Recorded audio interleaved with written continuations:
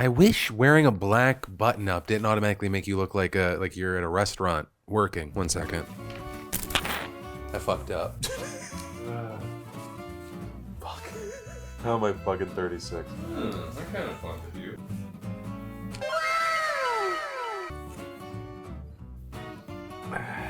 This is the shiniest bullshit I've ever seen. Who bought this for me? Why? I've lost so much weight that everything looks like I'm wearing like my dad's clothes. God. Better. Sup, you beautiful bastards. Welcome back to the Philip DeFranco Show, and let's just jump into it. Yo, first up, remember how yesterday we were talking about bad investments, people freaked out by the stock market, the crypto market, how I put a lot of money into Peloton, and I hate myself for it? Well, it was already kind of headed that way yesterday, but we have now today definitively found a worse investment, and that is Luna. Now, I'm not gonna get into the nitty gritty of this story about this and stable coins and the future of the market, blah, blah, blah. I'm not the guy for that. Personally, I'd recommend you watch CoffeeZilla's latest video breaking it down. I'll link to it down below. But at the very least, I need to give you the surface level of this story because it is just insane. Just last month, Luna, Terra, you'll see different versions of this in the headlines, it hit a high of $118. The price today, and it's dramatically changing by the minute, 0.019. Less than 2 cents. And this is why, especially when it comes to altcoins, you need to just like hold on a second when people are like, oh, you gotta buy the dip. KSI, massive YouTuber, entrepreneur, everything. Yesterday, he jumped into Luna thinking, hey, maybe I'm getting this at a crazy discount. This is either gonna be very good or very bad. As we've learned, it was very bad, especially because it turns out he put $2.8 million into Luna, which as of this morning was only worth around $1,000. With a few other whales out there sharing their losses, and I will say, when it comes to the KSIs of the world, I think people are more, ready to dunk on or kind of laugh at a massive loss like that. Right? Because I think a lot of people, if you look to a KSI, a Logan Paul, a Mr. Beast, you're like, okay, they probably have net worths of like 8 to 9 figures. Like I think Mr. Beast is definitely gonna become a billionaire at some point. But personally, I can't make fun of 98% of the people that lost money here, because I know a lot of people just throwing money at these altcoins, trying to like chase and hunt them down. They're just regular everyday people that are like looking for a way to escape society shitting on them daily, trying to break out from the shackles of debt and or low income. So whether on their own or they listen to the siren's call of Joe Blow fuckface influencer, and they just throw so much money into this, and I wonder over the past like 72 hours how many lives have been ruined. But yeah, crazy times, man. And then let's talk about what seems to be the conclusion of this incredibly messy situation between Kalila Kuhn, Bobby Lee, Brendan Schaub, Brian Callen, Ethan Klein, your mom and dad. Everyone was apparently involved in this story. And spoiler alert, where we kind of end, it just seems that Brendan Schaub is a giant bitch baby, but you can judge for yourself, right? Because the biggest update is that Brendan went on Bobby and Kalila's Tigerbelly podcast to try to talk everything out. They're not addressing he and or his team's abuse of the copyright system, but instead the two kind of situations that deal specifically with them. The initial controversy regarding Kalila's Trash Tuesday podcast, where Kalila and another host mentioned that a comedian hit on them. Now they don't mention him by name, but they refer to a comedian who isn't funny, and everyone was like, oh, Brendan Schaub, which some say is funnier than any joke Brendan Schaub has ever told. And the second situation was Brendan accusing Bobby Lee of running a toxic Reddit that was attacking him, leading to Brian Callen threatening Bobby's career and bullying him on the phone. So among other things, while he disputes the accusations from the other woman, he does admit that he did DM and hit on Kalila. You're referring to DMs. Right. Which I own and was completely stupid never should have done. You. Okay. With Kalila saying with Brendan right there that after the comments believed to be about Brendan made waves online, Brendan texted Bobby saying, this is a direct quote.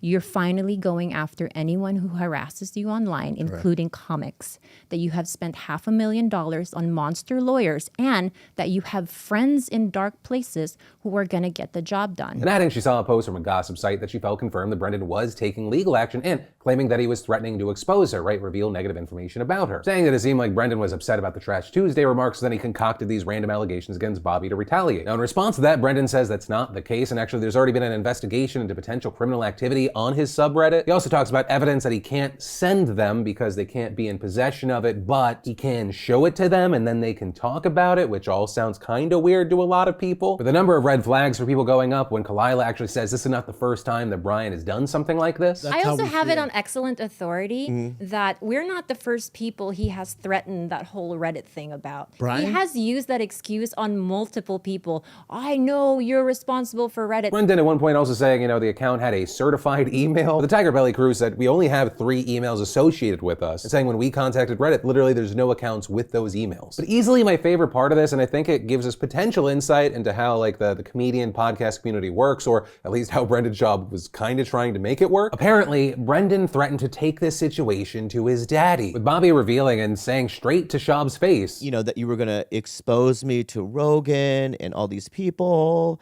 and that I should get a lawyer, and that this is what you had told me. With Kalila also saying that she was told that Brendan tried to weaponize information about her to Joe Rogan, saying that on the same day that he did the Flagrant 2 podcast. Meanwhile, on this day, I was hearing from our friends in common that you had flown to Austin to speak to Rogan about the situation. No, that you were telling, that's not hold why I on, flew there. let me finish this and you can defend Okay, yourself. go ahead. That you were telling Rogan, Whitney, Schultz, anyone with an ear, slanderous things about me, that I was a gold digging stealing money from Bobby, because God forbid I make my own money, that you hired a private investigator who was able to incriminate me for 6 years of Reddit harassment towards you, Joanna, and your kids. Schaub denying that, saying, when I talked to Rogan, I said it's definitely not Bobby or Kalila. And several times throughout the podcast, seemingly as a way to maybe give an out or give an out for himself, he says, maybe it could be someone on the team. When I notified you guys of the harassment and going back to Tigerbelly, that account stopped posting, took the Tigerbelly email off, and changed it.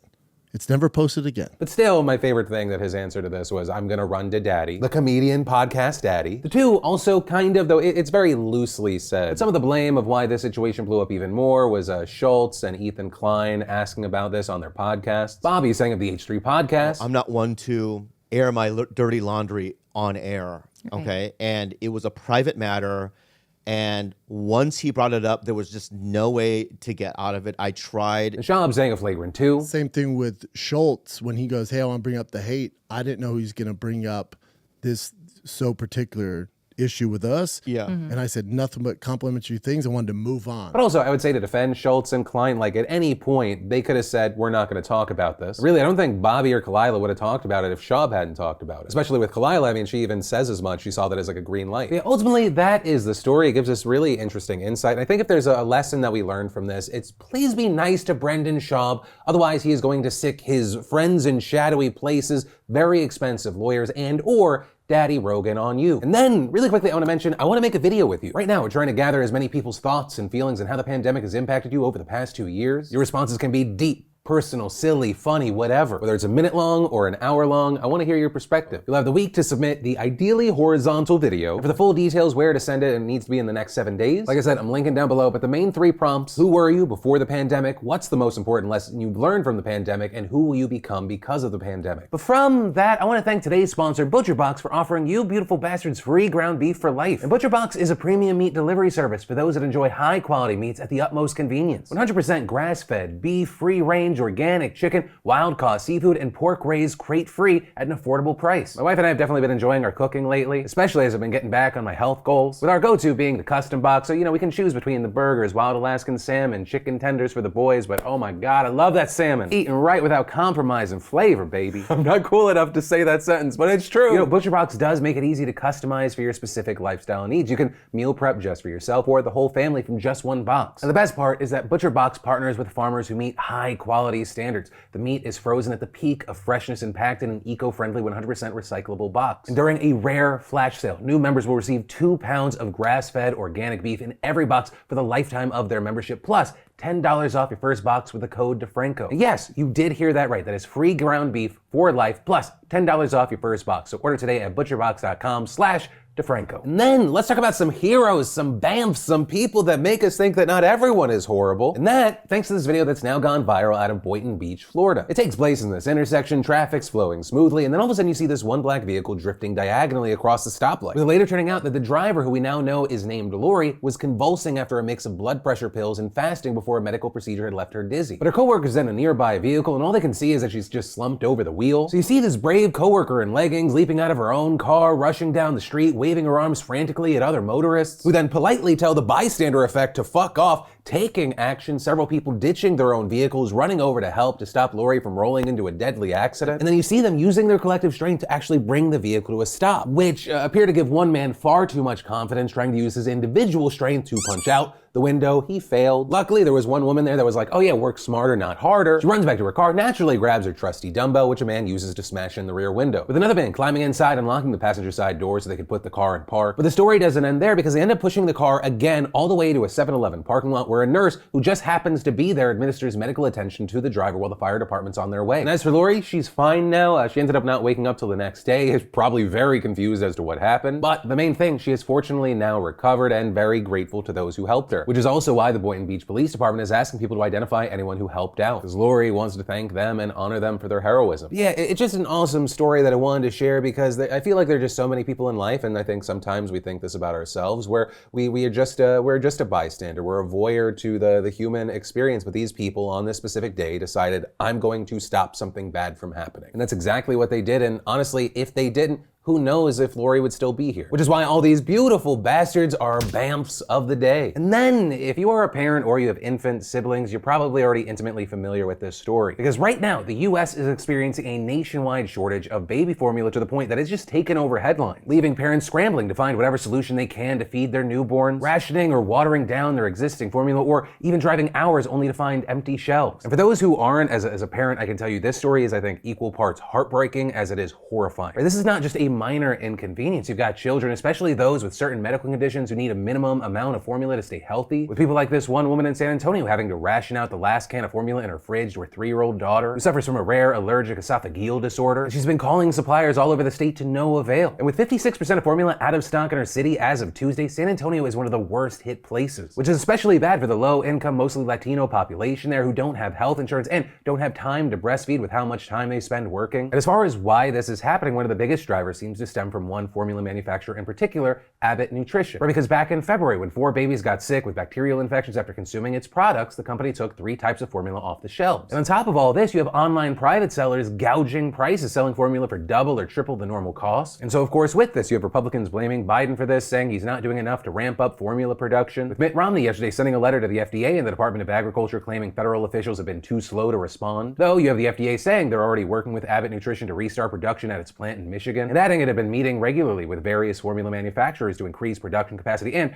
urging retailers to consider placing sales limits on infant formula products. But for now, this is affecting a ton of people, right? According to the CDC, only about 1 in 4 parents exclusively breastfeed their children up to the age of 6 months, meaning that most parents and caregivers are at least partially dependent on formula. And so where I'll end this, to the parents struggling with this, or if you know parents that are struggling with this, the first thing that you should do is call your baby's pediatrician. They might be able to connect you with a breast milk bank, they might be able to get you formula samples, but at the very least, you can get some information, because right now, it seems like a number of parents are doing more dangerous things, or we're seeing doctors speaking out saying, please do not try and make homemade formula. With, for example, Dr. Katie Lockwood, an attending physician at Children's Hospital of Philadelphia Primary Care, saying, regular formula is FDA regulated and held to very high standards, the same way we treat medications, and adding making it at home is a lot riskier. And Dr. Stephen Abrams, a spokesperson for the American Academy of Pediatrics, saying, the nutrients in homemade formulas are inadequate in terms of the critical components babies need, especially protein and minerals, with the American Academy of Pediatrics also strongly advising against homemade formulas. And as far as some of the reasons why, the New York Times noting that such formulas can contain an excess of minerals or nutrients, like salt, which a baby's developing kidneys or liver may be unable to break down. You can also just accidentally use too much water, which can cause a condition known as water intoxication, which can lead to dangerous complications like seizures in young babies. And that's in addition to contamination risk. You might accidentally introduce bacteria or something else that's dangerous for a baby. With Dr. Abrams telling the Times, in a pinch, babies over 6 months with no known allergies can have pasteurized whole milk cow's milk for a brief period of time until parents are able to find formula. Once again, the situations and advice get specific to your child, so the first call should be to your pediatrician. And understand, if it feels like I'm kind of just hammering this as far as contacting a medical professional,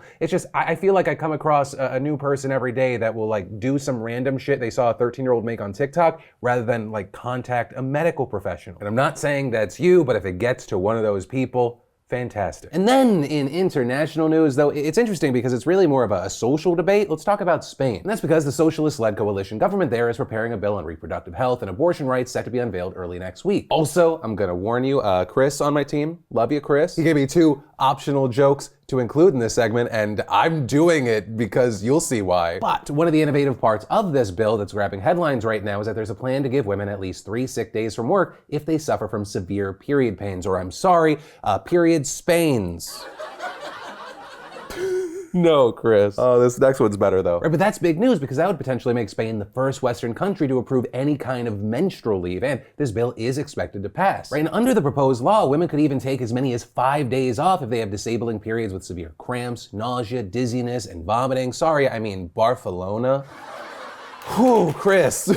Turn the dad pun meter to 12. But I think that's the last one. Here's the thing. As Spain's Secretary of State for Equality explains, we are not talking about a slight discomfort, but about serious symptoms such as diarrhea, severe headaches, fever. And according to the Spanish Gynecological and Obstetric Society, around 1/3 of women who menstruate, they suffer from these kind of symptoms known as dysmenorrhea. And so if you just do the math, right, 3 to 5 days a month, that means 36 to 60 more sick days per year, which even on the low end, that's several times more than most people get in the US. And so as a result, you have some critics arguing that this could result in employers discriminating against women during the hiring process, potentially harming the very people it's meant to help, though the government denies that this would lead to any such stigma. And here's the thing, while this may be alien to you or I, right, it's pretty groundbreaking in the West. Upon looking into it, there are other countries like Japan, Taiwan, Indonesia, South Korea, and Zambia that have some form of menstrual leave as well. Also, there's another big measure in the Spanish legislation that would allow women over the age of 16 to get abortions without the permission of a parent or guardian, doing away with a 2015 law passed by conservatives that imposes the parental consent requirement on girls aged 16 and 17. But still, many women struggle there to find abortion services nearby, so the new law also guarantees that all public hospitals offer free abortions. Though, at the same time, throwing a bone to pro-birthers, it does create an official register allowing medical staff who object to abortion to opt out of involvement in it. Additionally, there are other parts of the bill removing the VAT tax on female hygiene products and makes pads and tampons available for free in schools and education centers. Plus, that's right, it's not over. The public health system there would dish out free hormonal contraceptives, including the morning after pill as part of a sex education program. And as kind of the cherry on top, the bill extends paid leave for childbirth from 36 weeks up to the moment of birth, giving women 4 extra weeks paid. But unfortunately, the one thing not included in this legislation are free plane tickets from the United States to Spain, since our country is going back 5 fucking decades. But the question I'll pass off to you, it doesn't have to do with the abortion stuff. We've talked about that over the last 2 weeks. What I am most interested in with this story is, what are your thoughts on the menstrual leave? Are you for it? Are you against it? Are you kind of in between and you kind of just want to see how this plays out? Let me know what you're thinking and why in those comments down below. But that is ultimately where that story and today's show ends. As always, thank you for watching, being a part of the conversation in those comments. If you want more news, you can click or tap right there. But of course, as always, my name's Philip DeFranco. You've just been filled in. I love yo faces, and I'll see you next time.